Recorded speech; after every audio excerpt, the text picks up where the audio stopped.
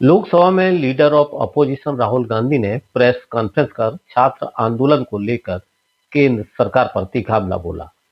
उन्होंने आरोप लगाया कि शिक्षा व्यवस्था में सुधार की मांग करने वाले छात्रों के साथ मारपीट की गई, उन्हें धमकाया गया और उनके घरों तक लोगों को भेजा गया।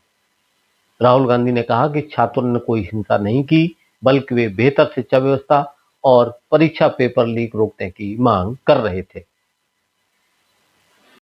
राहुल गांधी ने कहा कि छात्र आंदोलन में शामिल कई छात्रों ने बातचीत में उन्हें बताया कि प्रदर्शन के दौरान उनके साथ मारपीट की गई और उन्हें डराया धमकाया गया।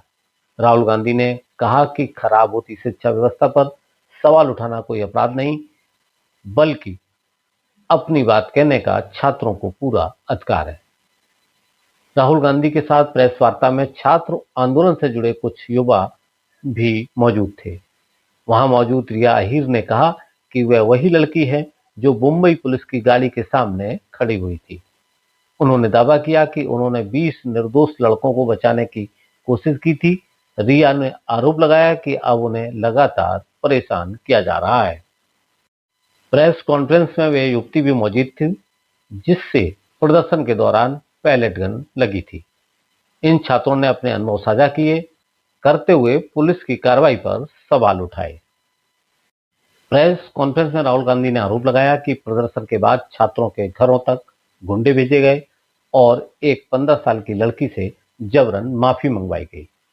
उन्होंने कहा कि किसी छात्र को इस तरह से डराकर माफी मंगवाना पूरी तरह से गलत है। कांग्रेस इस तरह की कार्रवाई को स्वीकार नहीं करती। उन्होंने कहा कि छात्रों ने न तो हिंसा की थी और न ही किसी तरह की आक्रामकता दिखाई, फिर भी उनके साथ सख्ती बरती गई। ब्यूरो रिपोर्ट, नई दिल्ली। जो हमारे यंग प्रोटेस्टर्स हैं अलग अलग स्टेट से, उनसे मेरी अभी मीटिंग हुई थी, डिस्कशन हुआ था, फ्रैंक डिस्कशन। सबसे पहले मैं इनके जैसे जो हज़ारों यंगस्टर्स हैं, इनका और उनका धन्यवाद करना चाहता हूं कि ये कॉन्स्टिट्यूशन के लिए लड़े, एजुकेशन सिस्टम के लिए लड़े और इंडिया के फ्यूचर के लिए लड़े। मेन डिस्कशन वायलेंस पे था, हिंसा पे था, और इनका कहना है कि इन्होंने किसी पर हिंसा नहीं की, मगर इनका नॉन स्टॉप हरासमेंट हो रहा है, इनको धमकाया गया और इन पर लाठियां चलाई गई, इनको मारा गया। तो मैं चाहूंगा कि दो दो शब्द ये भी बोलें। बहुत अच्छा लगा क्योंकि मेन बात इन्होंने बोली कि देखिए, जब अन्याय होता है, चाहे किसी और पे भी अन्याय होता है, एज ए सिटीजन हमारी जिम्मेदारी है कि उस व्यक्ति को हम प्रोटेक्ट करें, उसकी रक्षा करें। और ये मुझे कॉन्स्टिट्यूशनल वैल्यू लगती है, नेशनलिस्ट वैल्यू लगती है। I am very proud of all of you. I am very proud of every single young person who has done this. You have done nothing wrong. And the question of accepting your apology does not arise. You do not have to apologize to anybody. You have not done anything wrong. I'd like to say two words in English. We had a freewheeling conversation with some of the young protesters. They mentioned to me how they were assaulted, beaten, threatened. I'm very proud of them. I'm very proud of what they have done, what thousands of young Indians like them have done. They have defended the Constitution. They have protected the idea of India. They have protected India's future. Complaining about the education system, which is a flawed system, a collapsing system, a useless system, is not a crime. If anything, the system needs to be changed. It needs to be corrected. And that is all they were asking for. They were not doing violence, they were not being aggressive, they were not being nasty. They were beaten, they were assaulted, they are threatened. Accepting their apology, forcing them first, sending gundas to their house. महिलाओं के घर में गुंडा भेजने के बाद forcibly उनसे apology, 15 साल की बच्ची से अपॉलॉजी लेना, और फिर उस अपॉलॉजी को एक्सेप्ट करना, accepting that apology is complete nonsense. We do not accept it. We want a education system that works. We want exam leaks to stop, and we want the future of this country, who is them, to be respected and protected. So would you like to say a word? Talk. Hello everyone, मेरा नाम है रिया आहिर. मैं वो लड़की हूँ जो Mumbai police के सामने आ गई थी. Little louder. यू गाइस से कि ये वो लड़की है जो वायरल हो गई है, जिन्होंने मुंबई पुलिस को रोका था. बट मैं मीडिया से ये कहना चाहूँगी, मैं वो लड़की हूँ जिन्होंने 20 बच्चों को अनलॉफुली डिटेन होने से रोका था. Please change your narrative, change your perspective. पर जो भी मैंने किया उसकी वजह से मुझे बहुत हरास किया जा रहा है. ट्रोलिंग नहीं बोलूँगी मैं, क्योंकि ये ट्रोलिंग नहीं है, ये क्राइम है. और सिर्फ ये ही नहीं, जनता ही नहीं बल्कि पार्टी वर्कर्स भी अभी अपने फेसबुक पर पोस्ट लगा रहे हैं, मेरे बारे में गलत बोल रहे हैं कि मैं जो कुछ भी कर रही हूँ 140 रुपीज़ में अपनी बॉडी बेच रही हूँ. सर, आप खुद ही सोचिए, उनके दिमाग में ऐसा कितनी गंदगी भरी रहेगी कि वो ये बोल रहे हैं. 27 को मैंने क्राइम रजिस्टर करवाया था. आज 5 तारीख है, मेरे हाथ में अभी तक FIR नहीं आया है.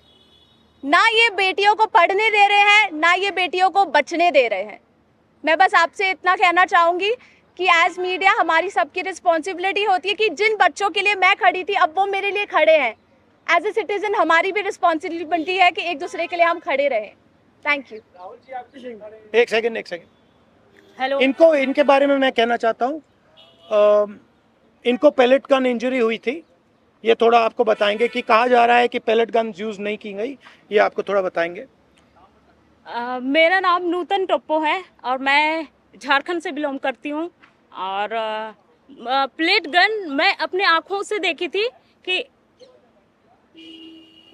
हमारे साइड गन पॉइंट किया हुआ था. और जैसे ही मैं मुड़ती हूँ ऐसे पीछे से मुझे गन फायर किया गया. और मुझे पता, अच्छी तरह से पता है, मुझे गन से ही फायर में लगी है, प्लेट गन से ही लगी है. बस मुझे ये पता है. पर जब देश में जंतर मंतर में 20 तारीख और जब अन्याय के खिलाफ हमें खड़ा होने का मौका मिले, हम खड़ा होंगे जरूर. मैं फरहानाज उत्तर प्रदेश से आई हूँ.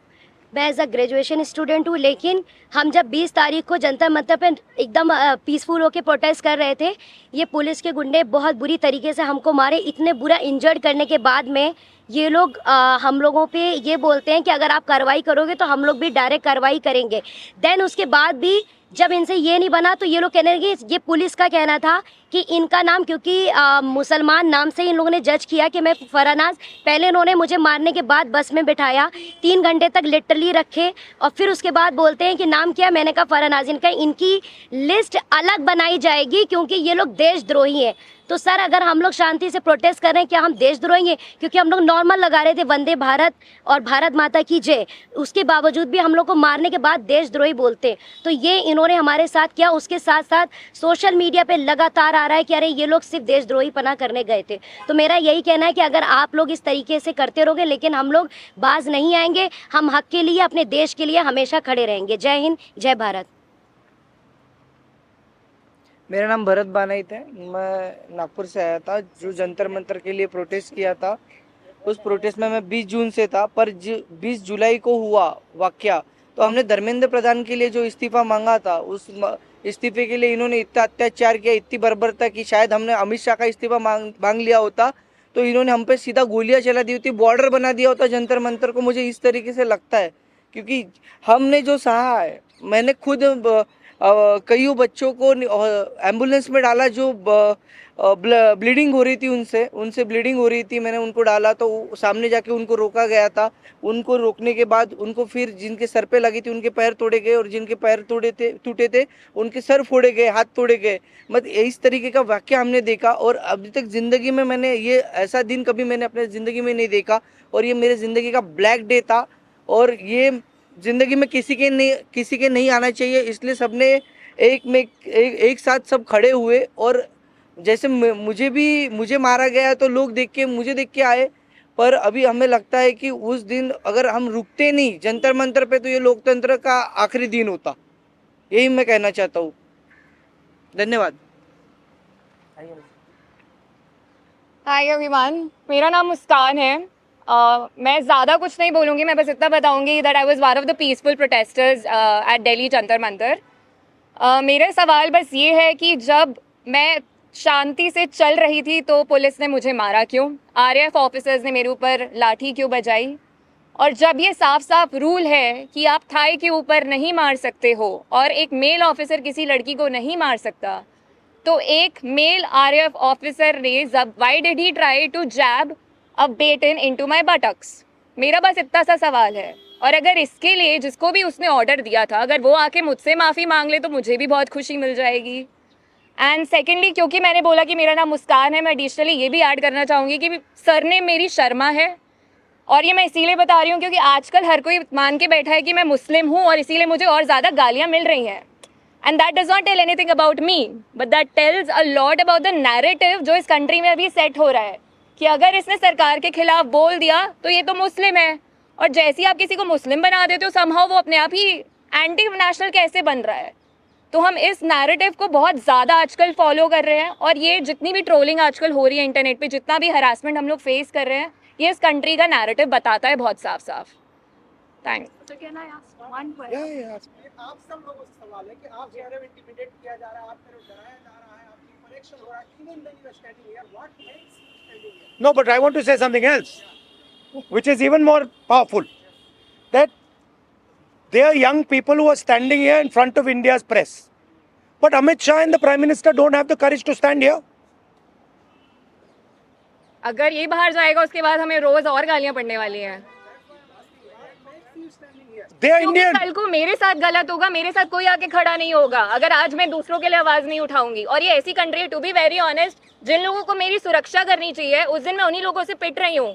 So as a woman of this country, please tell me where am I supposed to go to for my protection. मुझे बस आप इतना बता दीजिए। Just 1 second. One second. मेरा बस एक सवाल है जो भी ये देख रहा है उनसे, क्या जस्टिस आपको सिर्फ तभी मिल सकता है जब आप कोई कॉन्स्टिट्यूशनल वर्कर हो, या आर्टिकल 14 के हिसाब से जस्टिस सबके लिए इक्वल है? ये मेरा सवाल है। So no, last thing I want to say. 1 second. We're not taking any more questions. Last thing I want to say is that for them to come here, जो आपने बोला, it is an act of courage. It is not easy for them to come here. They are facing harassment, they are facing violence, they are facing torture, and I am very proud that they have the courage to speak so eloquently, so beautifully about what they are feeling. And these are exactly the type of youngsters that this country needs. There's thousands and thousands of them, and I'm extremely proud of what they have done. Final thing, the person who is responsible for this violence, the person who has had the pellet gun fire into this young lady, the person who's had the pellet gun fire into that young man I brought here, the person who has turned the police force against this young lady who's asking for their protection is Mr. Amit Shah, is the Home Minister of India. He does not have the decency to come to Parliament. He does not have the decency or the courage to comment on what has happened. And there's only two possibilities. One, he did not know that this violence was being carried out on the children, in which case he's incompetent. And two, that he ordered the shooting of the pellet gun, he ordered the violence on these children, on these youngsters, which means he's culpable. Either way, he is responsible. Thank you very much, and thank you very much for coming. All the best. Thank you.